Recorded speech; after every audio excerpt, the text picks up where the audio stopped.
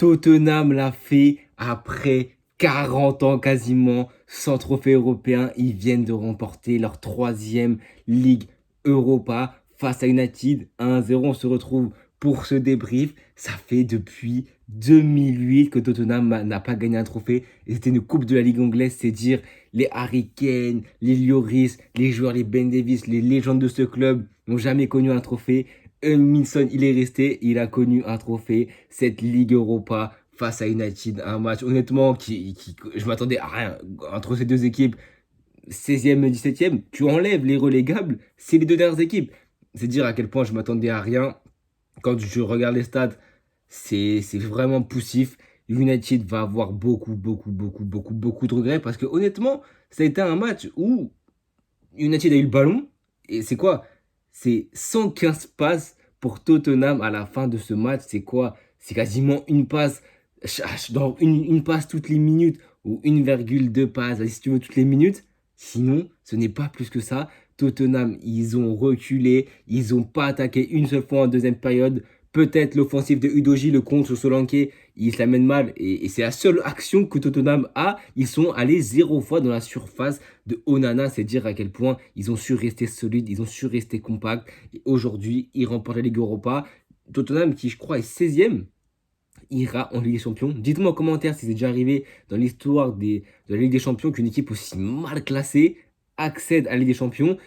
La dernière fois qu'ils étaient en LDC, c'était dans le groupe de Marseille et du Sporting, si je ne me trompe pas, lors de l'édition où City gagne la LDC, si je ne me trompe pas. Donc ils vont retrouver la LDC. Est-ce qu'ils feront en feu? Je ne sais pas, parce qu'il y avait beaucoup de blessés en plus aujourd'hui. Il manquait Madison, il manquait Bergval, il manquait Kulusevski, Dragojin, mais bon, ça on sait depuis le début de la saison. Et ils ont tenu, ils sont restés solides face à une équipe de United qui honnêtement, moi je les voyais favoris. Et ils vont avoir beaucoup de regrets parce qu'ils ont poussé, mais ils ont eu du mal honnêtement à faire la différence balle au pied. Ils ont 73% de possession, ils ont 511 passes. C'est énorme, ils ont quasiment 5 fois plus de passes que Tottenham, mais ils auront beaucoup de regrets parce que c'est une équipe qui chute encore une fois en finale. Contre Villarreal, il y a quasiment 4 ans, ils avaient chuté. 4 ans auparavant, ils avaient gagné 2-0 contre l'Ajax Amsterdam, si je ne me trompe pas. Et aujourd'hui, ils chutent dans la pire des places. Mais honnêtement, est-ce que c'est mérité? Est-ce qu'on peut parler de mérite lors d'une finale où, où c'était très combatif, beaucoup de fautes, beaucoup de contacts, beaucoup de duels? United avait le ballon, mais United, j'ai trouvé que c'était quand même poussif. Là où tu vois que Tottenham, défensivement, ils ont été extrêmement compacts, ils ont piqué au bon moment, et ça on peut le dire clairement qu'ils ont piqué au bon moment parce qu'ils ont une frappe cadrée, un but, et je suis même pas sûr que la frappe cadrée, que le but de Johnson compte comme une frappe cadrée parce que 42e minute, c'est un gros centre de Papatar Sarr.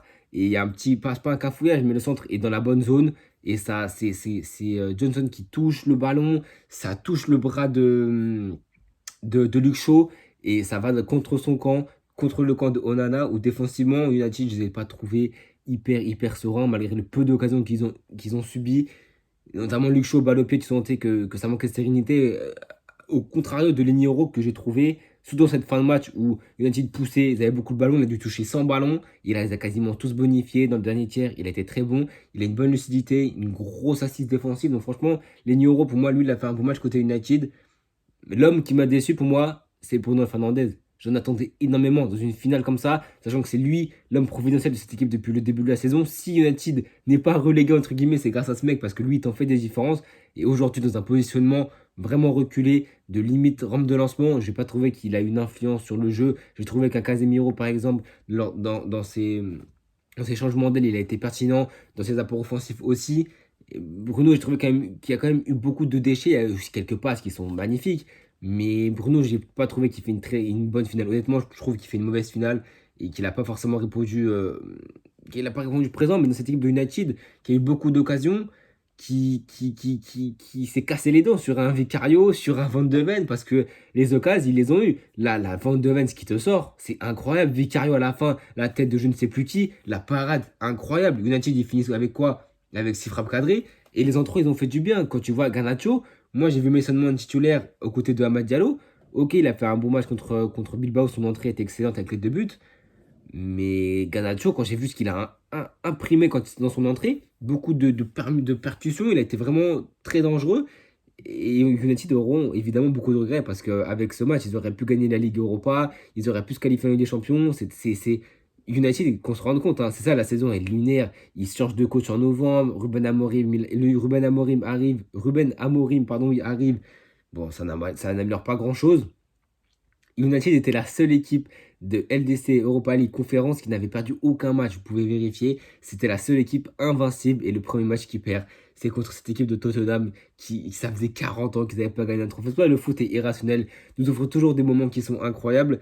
Mais honnêtement, c'est pas démérité parce que Tottenham, je trouvais que défensivement, quand tu vois Coutinho Romero, Van de Ven, c'était très solide. Udogie, pareil, quand il apportait offensivement, c'était très pertinent. Pedro Porro, pareil. Moi, j'ai envie de souligner le travail de Pape Matar et de Yves Bissouma qui défensivement aujourd'hui, c'est des choses qu'on voit pas, c'est des courses qu'on voit pas, des répliques qu'on voit pas forcément, que les deuxième, troisième actions tu les vois, mais défensivement ce qu'ils ont apporté, les brèches qu'ils ont comblées, les récupérations, les sorties de balles qu'ils ont essayé d'imprégner, franchement pour moi ils ont été très solides, Bissouma encore plus. À contraire d'un Bentancur que j'ai peut-être un peu moins vu, par contre Bissouma je l'ai vu, Richarlison ça n'a pas forcément été incroyable, mais United, ils vont, comme je dis, je fais que de le dire, mais ils auront beaucoup de regrets parce que c'est eux qui ont eu les occasions, c'est eux qui ont eu la main mise sur le ballon, mais ils n'ont pas su faire la différence parce que beaucoup trop statique, car peu de mouvement. Amad Diallo aujourd'hui, il fait un match moyen. Mazraoui, pareil, il est quand même bougé. Tu vois, Lucho, c'est très, très compliqué aussi pour lui. À contraire, comme tu vois, dans Casemiro, on voit l'expérience des grands bonhommes qui ont 5 LDC. Lui, par contre, je trouve qu'il a fait quand même une bonne finale. Dans l'ensemble, ça n'a pas été une finale qui était incroyable. On se doutait, évidemment, les finales ne sont jamais des matchs qui sont incroyables, car beaucoup de tension, car c'est très solide défensivement, c'est verrouillé. Avec deux équipes qui jouent en plus mal cette saison, je ne m'attendais pas à avoir un match incroyable.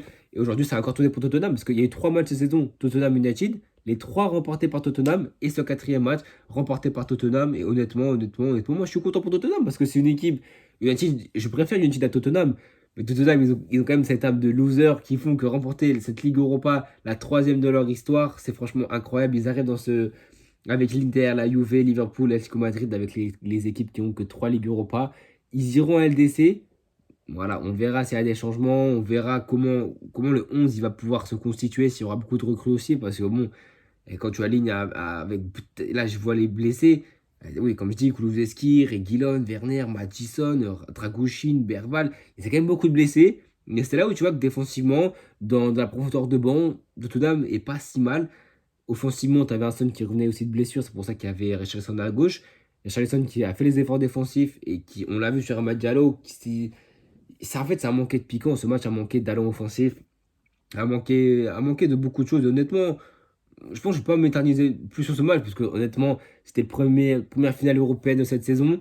Ça n'a pas été la plus grande finale qu'on aurait pu s'attendre, ça n'a pas été le The Match, mais ça a été un match où deux équipes qui sont brinque-ballantes cette saison, qui ont du mal à bien jouer au football tout simplement. United a eu des arguments, a eu le ballon, mais a tellement, même pas pêché à la finition, parce que bon, Van de Ven, il t'envoie une prise de coup fou incroyable, Vicario sort de parade, mais ils ont manqué. United aurait mérité mieux avec les occasions qu'ils ont eues, mais honnêtement, avec les moments où ils avaient la possession, ils auraient pu faire tellement plus mal, tellement plus clinique. Ils sont fait limite avoir par Tottenham qui était compact, qui était solide, limite à 5 derrière. T'as vu que Postecoglou, à la 75e, il t'enlève Brian Johnson, il te met Danso. Danso défensivement, c'était à 3 derrière, c'était solide. Et Tottenham, honnêtement, ils ont mérité cette victoire parce que, comme je dis, son mérite. Ça dépend comment tu la vois. Une équipe qui défend hyper bien, qui essaye de piquer en contre. Enfin, c'est une équipe de United qui a quand même eu 45 minutes assiéger la défense de Tottenham, mais qui n'a pas réussi à marquer. Et ils auront beaucoup de regrets, mais à l'image d'un United qui, cette saison, honnêtement, en championnat, ça a été mauvais. En Ligue Europa, ça a quand même été bien mieux. Ils ont éliminé Lyon. Ça a été franchement leur parcours incroyable, ce match contre Lyon. Il y a eu le match contre Bilbao en demi-finale.